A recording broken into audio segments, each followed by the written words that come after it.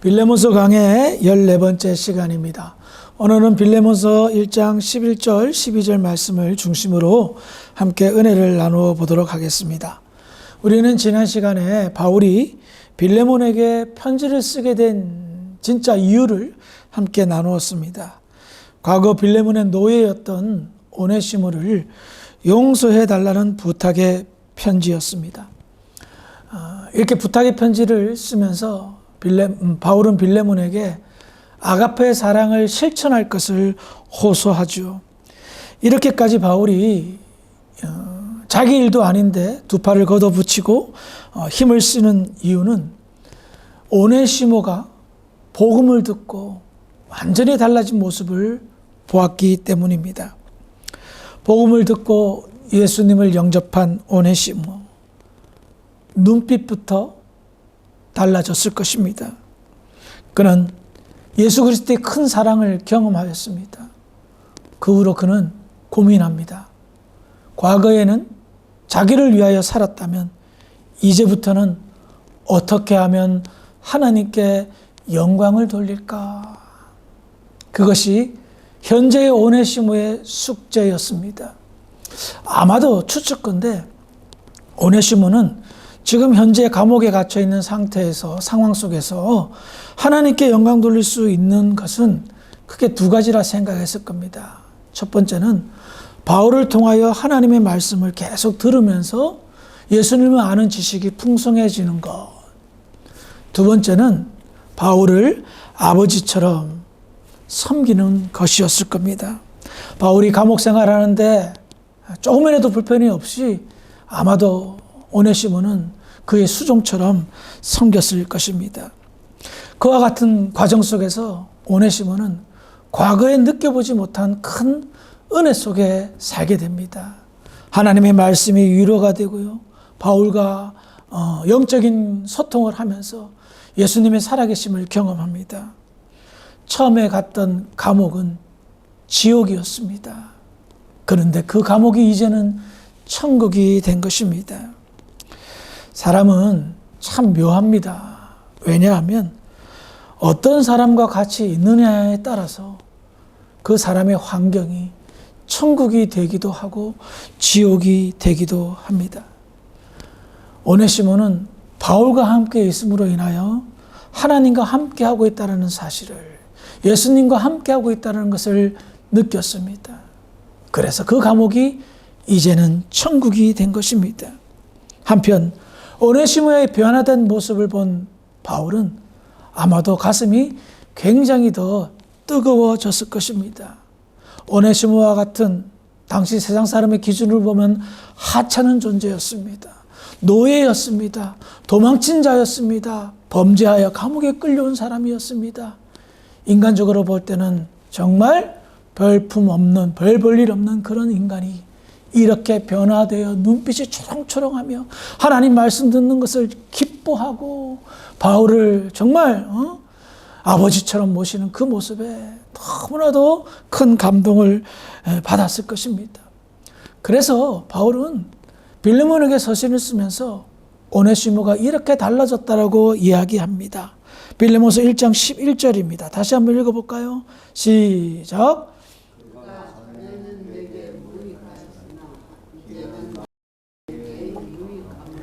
그래요. 오네시모가 전에는 빌레몬에게 있어서는 무익했습니다. 바울은 전에 만난 적이 없으니까 유익, 무익 따질 게 없죠. 그런데 이제는 어떻다고요? 바울과 빌레몬에게 유익한 사람이라 말합니다. 물론 이 무익과 유익의 기준은 이제 복음입니다. 복음으로 인하여 변화되어 그가 앞으로 복음의 일꾼으로 사용될 것이기에 그가 유익한 사람으로 바뀌었다라고 말합니다. 그런데 이 유익과 무익함을 이렇게 포괄적으로 나누어서 구별한다면 저는 이렇게 생각합니다. 어떤 사람이 유익한 사람이고 어떤 사람이 무익한 사람일까요? 라는 것을 구별할 때에 저는 이렇게 제시하고 싶습니다. 우리 장로교 칼빈주의 교리 문답서인 웨스트민스터 신앙고백서 대요리 문답과 소요리 문답이 있는데요. 소요리 문답 1장 1절에 사람이 제일 되는 목적이 뭐냐라는 질문이 있습니다. 아마 여러분들 많이 들어보셨을 거예요. 사람이 제일 되는 목적. 이것은 인간의 존재 이유와 삶의 궁극적인 이유와 목적을 질문하는 겁니다. 그 답을 웨스트민스터 신앙고백서 소유리 문답 첫 번째 답은 그렇습니다.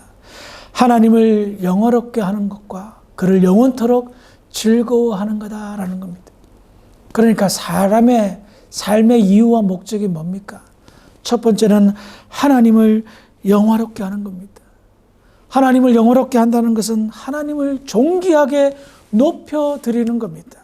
우리의 삶을 통하여서, 예배를 통하여서, 일상생활과 말과 행동과 언행을 통하여서, 그리고 하나님의 말씀에 순종하고 그 순종된 삶 속에서 예수를 닮아가는 성화의 삶이 나타나므로 하나님의 성품이 드러나는 겁니다. 이것이 하나님을 영화롭게 하는 인간의 가장 제일 되는 삶의 이유입니다. 두 번째는 하나님을 영원토록 즐거워하는 것입니다. 이것은 뭐냐면 하나님과 친밀한 교제를 나누는 겁니다. 영적인 소통을 나누는 거예요. 그로 인하여 말할 수 없는 희락이, 기쁨이, 영적인 카타르시스가 느껴지는 겁니다. 그래서 저는 무익한 자와 유익한 자, 믿는 사람과 안 믿는 사람의 다름과 구별이 여기에 있다 생각합니다. 오네시모의 예를 들어봅시다. 전에는 무익한 사람이었습니다. 그는 하나님을 알지 못하여 하나님을 영화롭게 하지 않았습니다. 그러니 하나님과 친밀한 교제가 없었죠. 그래서 그들의 그 오네시모의 삶 속에서는 하나님의 성품이 나올래야 나올 수가 없었습니다. 그는 인간적이었습니다. 탐욕적이었습니다. 정욕적인 삶을 살기에 급급했습니다.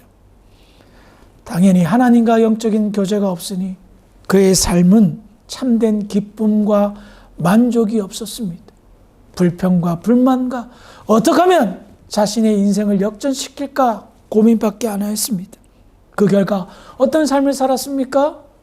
자기에게 친절을 베푼 주인의 등을 치고 배반하며 결국은 죄악된 삶을 살아 감옥까지 가게 된 사람이 되었습니다. 그런데 이제는 유익한 사람이 되었습니다. 하나님을 만났습니다. 그래서 하나님의 영광을 위하여 살기로 다짐합니다. 하나님을 영화롭게 하기 위하여 하나님이 주신 말씀을 받고 그 말씀 따라 순종하려고 애를 씁니다. 하나님과 교통합니다. 소통합니다. 그러면서 느껴집니다. 하나님은 이런 분이구나. 온유하신 분, 사랑이 많으신 분, 자비가 넘치신 분, 하나님은 평화로운 평강 그 자체였습니다. 하나님의 성품이 오네시모의 삶 속에 나타납니다. 불안하고 괴롭고 힘들고 불평이 많았던 감옥의 삶 속에서 하나님을 찬송하며 말할 수 없는 평강과 기쁨으로 살게 됩니다. 좀 전에 우리가 불렀던 찬송 438장 내 영혼이 은총 입어, 그 가사 1절을 보면 내 영혼이 은총 입어 중한 죄짐 벗고 보니 슬픔 많은 이 세상도 천국으로 화하도다. 할렐루야 찬양하세. 내 모든 죄 사함 받고 주 예수와 동행하니 그 어디나 하늘나라. 물론 오네시모는 이 찬송을 몰랐을 겁니다. 한참 뒤에 지어진 찬송이나. 그러나 이 찬송의 내용과 별반 다름없는 찬송을 불렀을 겁니다. 감옥에 있어도 천국 같은 주님과 동행하니 그 어디나 하늘나라. 슬픔 많은 이 세상이 나에게는 이제 천국으로 바뀌었구나 하면서 말입니다. 이렇게 변화된 오네시모를 보니 바울이 어떻겠습니까?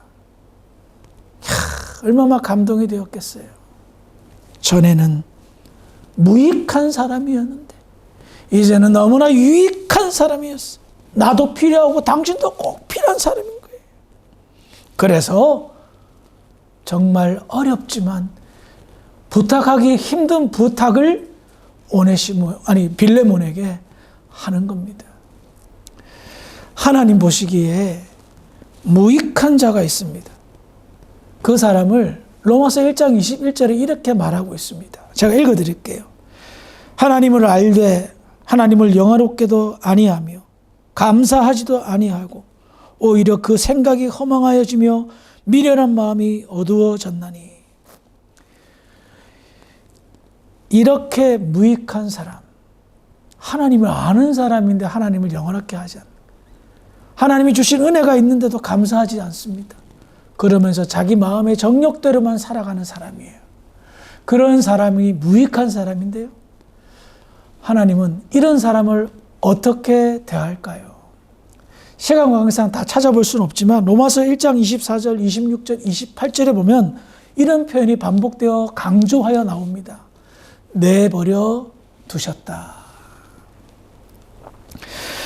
하나님께서 내리신 심판, 성경 가운데 나타나는 게 많은데요, 여러분, 제일 먼저 나타나는 기억되는 심판이 노아의 홍수 심판, 그 다음에 아브라함 시절에 소돔과 고모라의 그 불심판, 이스라엘이 불순종하면서 이방인의 침략을 받아 나라가 멸망하는 그 심판들 아마 기억나실 거예요.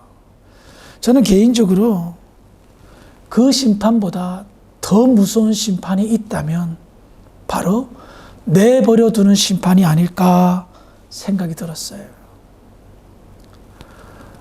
눈에 보이지 않는 거야, 이 심판은. 불심판이든 침략당하여 멸망하는 심판은 눈에 다 보여요.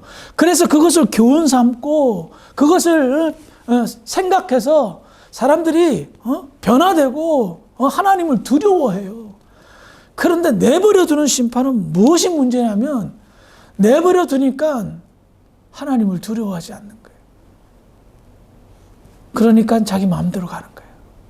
자기 속인에 오른 대로 사는 거예요. 하나님께서요, 무익한 사람을 그렇게 조치할 때가 있는 것을 목회를 하면서 느끼는 경우들이 많습니다. 내버려 두는 것이 얼마나 무서운 하나님의 심판인지 감을 모릅니다.